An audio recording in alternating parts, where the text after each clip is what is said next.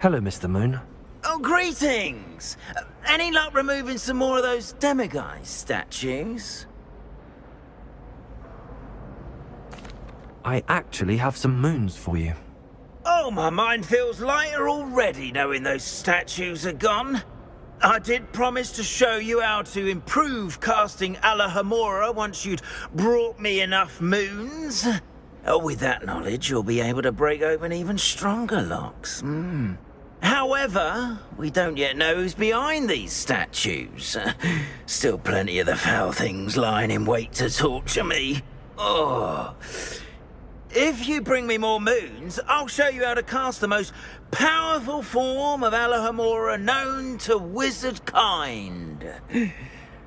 At least known to me.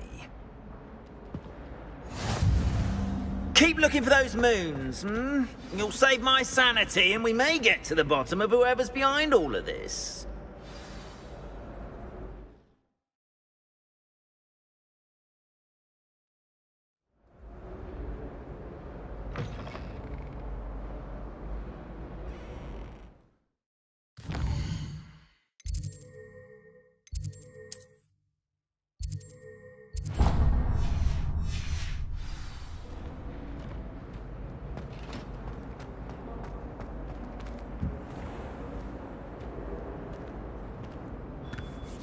Hello, Mr. Moon.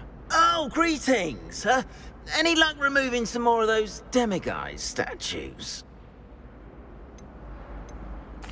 I actually have some moons for you. Dear me, you have been busy. Incredible, thank you. You're ready for the final Alohomora lesson. With this knowledge, no lock shall ever stand in your way. You have done all I asked. I only wish I knew who put those statues everywhere in the first place. Alas. If you do find more, please feel free to remove them. You'll be doing your caretaker a huge service. And if I ever find out who the bully is behind this cruel trick, I shall let you know. Thank you once again for your assistance and tenacity. Now that you've mastered Alohomora, no lock is unbreakable. But do feel free to keep finding demiguise statues and removing those moons.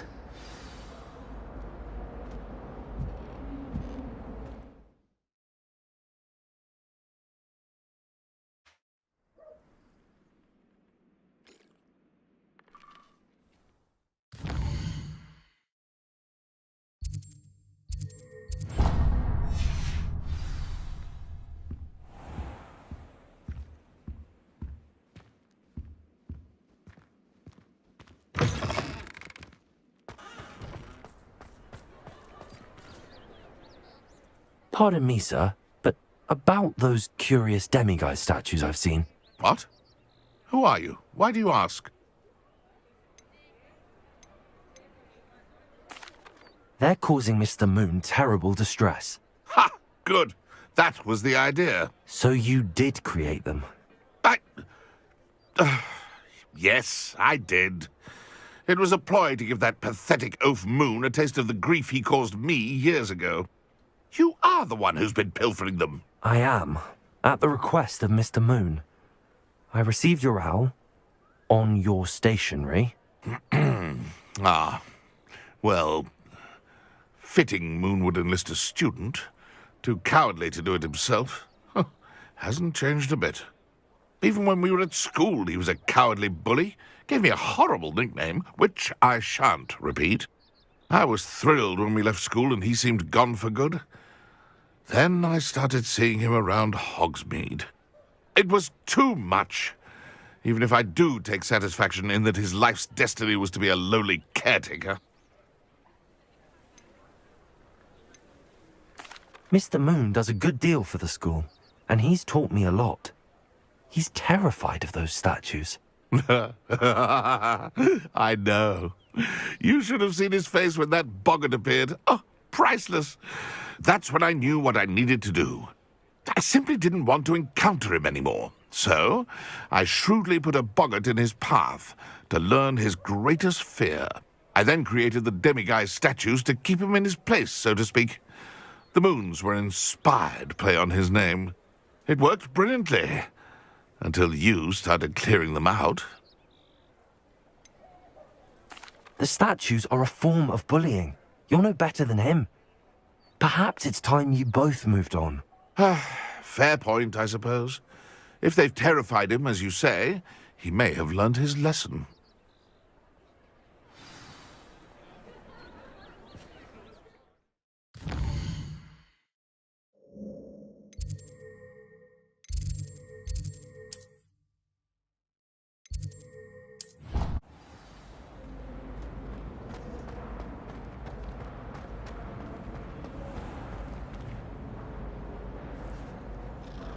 Mr. Moon, I've learned who's behind the demiguise statues.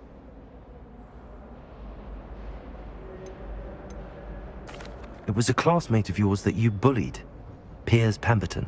Oh, I might have known. Pigtails Piers. I don't think he likes being called that. Of course he does. Oh, he had such flowing locks. We used to laugh about them. I laughed the hardest of all. Clever, clever man. I'd no idea he was so devious. I must go and congratulate him. Whatever statues remain seem less terrifying now that I know they were put out by old pigtails. Continue collecting them if you like. As for me, I'm gonna go and pay a visit to my old friend.